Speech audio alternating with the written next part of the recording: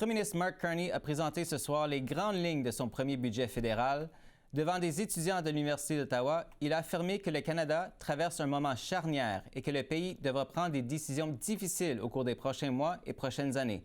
Son gouvernement entend notamment réduire la dépendance du Canada envers les États-Unis, transformer le fonctionnement de l'État et lutter contre les changements climatiques. Le tout en gardant le cap sur une gestion responsable des finances publiques.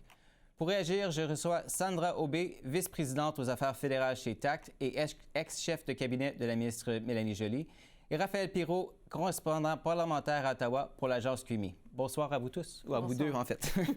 Alors Sandra, le premier ministre Carney affirme que le prochain budget vise à permettre au Canada de bâtir, de reprendre le contrôle et à gagner. Est-ce que c'est efficace comme message, même si les réalisations peuvent quand même prendre du temps à se concrétiser, quoi? C'est un message, on dirait, qui cherche à inspirer. D'avoir une adresse comme ça, d'avoir un discours un mercredi soir, c'est très inhabituel. On sait qu'on a des circonstances qui sont extraordinaires avec la guerre tarifaire et on en entend parler constamment. Les finances publiques ne vont pas bien.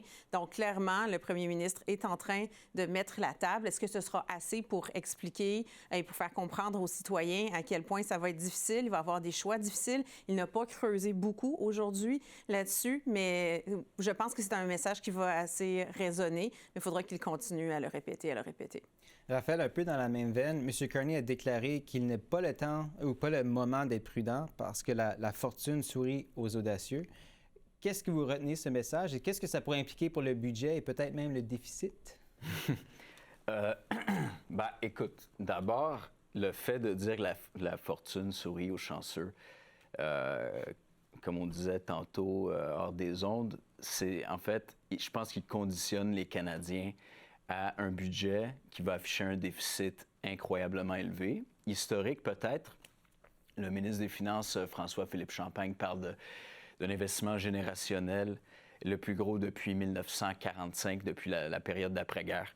Donc, je pense que son message en disant ça, c'est « préparez-vous, on va faire quelque chose de gros, on va mettre beaucoup d'argent dans des projets, mais c'est nécessaire. Si on veut affronter les défis de l'économie canadienne aujourd'hui, dans les prochaines années, avec le repli des États-Unis, on n'a pas le choix de sortir la palette puis d'investir beaucoup. Justement, là-dessus, sur les États-Unis, Sandra, très tôt dans son discours, M. Carney a souligné à quel point notre relation avec les États-Unis a changé. Ce qui était autrefois un atout en raison de notre proximité serait, selon lui, maintenant devenu une faiblesse. Comment est-ce que vous pensez que ce message et ce que le premier ministre a communiqué aujourd'hui, comment est-ce que ça risque d'être perçu à la Maison-Blanche?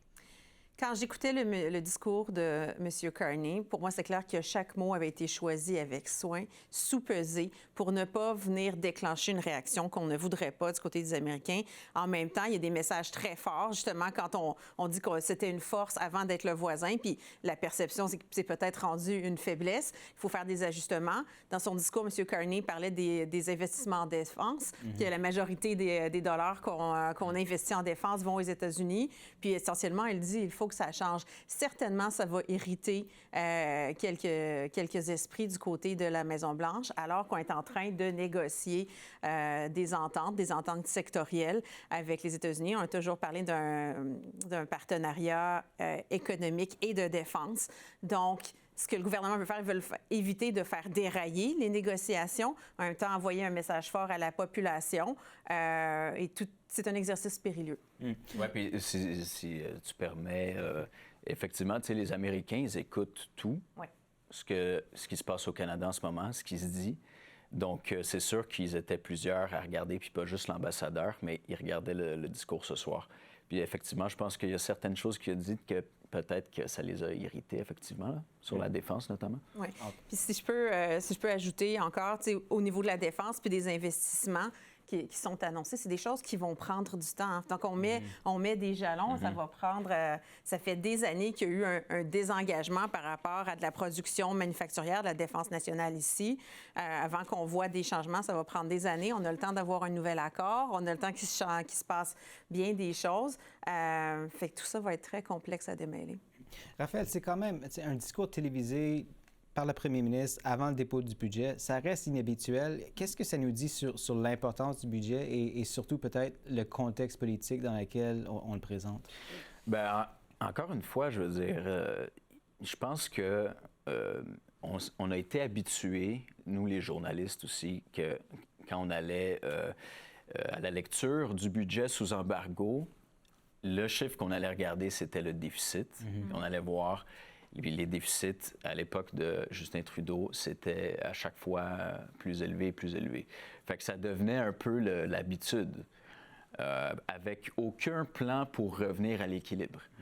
Je pense que M. Carney, qui est un banquier, un financier reconnu, les Canadiens ont élu pour remettre les finances du pays à l'ordre, il ne s'attendait pas nécessairement à ce qu'il présente au moment de l'élection, à ce qu'il présente à son premier budget, un budget déficitaire, avec un déficit qui s'annonce historique.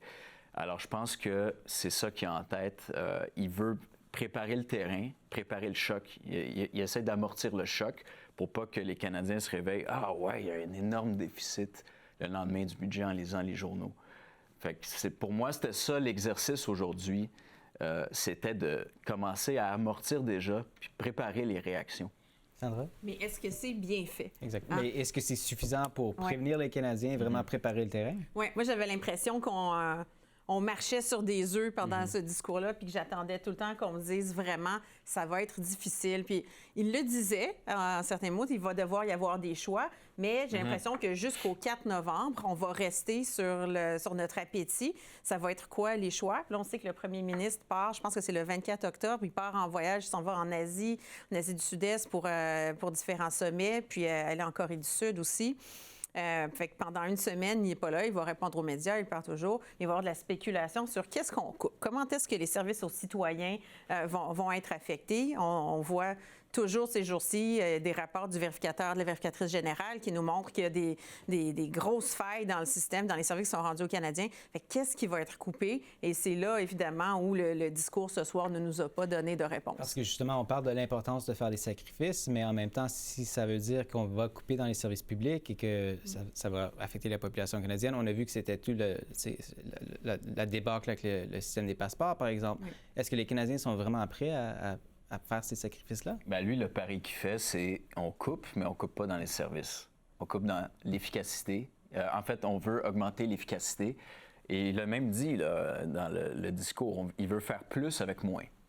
Donc, c'est vraiment l'esprit d'entreprise, l'esprit du privé que M. Carney amène. Et c'est d'ailleurs pour ça qu'il crée des agences à gauche, à droite, pour essayer c'est une stratégie de rationalisation, comme on dit, dans le milieu privé. Donc, je pense pas que son but, c'est de couper dans les services, mais à un moment donné, il va falloir se rendre à l'évidence qu'en coupant des agents dans les centres d'appel de l'Agence du revenu du Canada, ça se peut que les services soient affectés.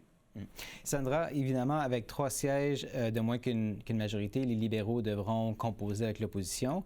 Ce discours, c'était quand même un cri de cœur pour le Canada. Est-ce que c'est peut-être une façon de vendre le budget non seulement aux Canadiens, à la population générale, mais aussi de mettre la pression sur les partis de l'opposition pour qu'ils trouvent une façon ou une autre de l'appuyer? C'est certainement une manœuvre politique, une manœuvre stratégique, comme à la fois parce qu'on sait qu'il va y avoir des choix difficiles, mais aussi pour dire, voici les choix difficiles, on est à un moment où on a besoin de se faire confiance, où on a besoin de travailler avec ce sentiment de fierté puis d'être maître chez nous.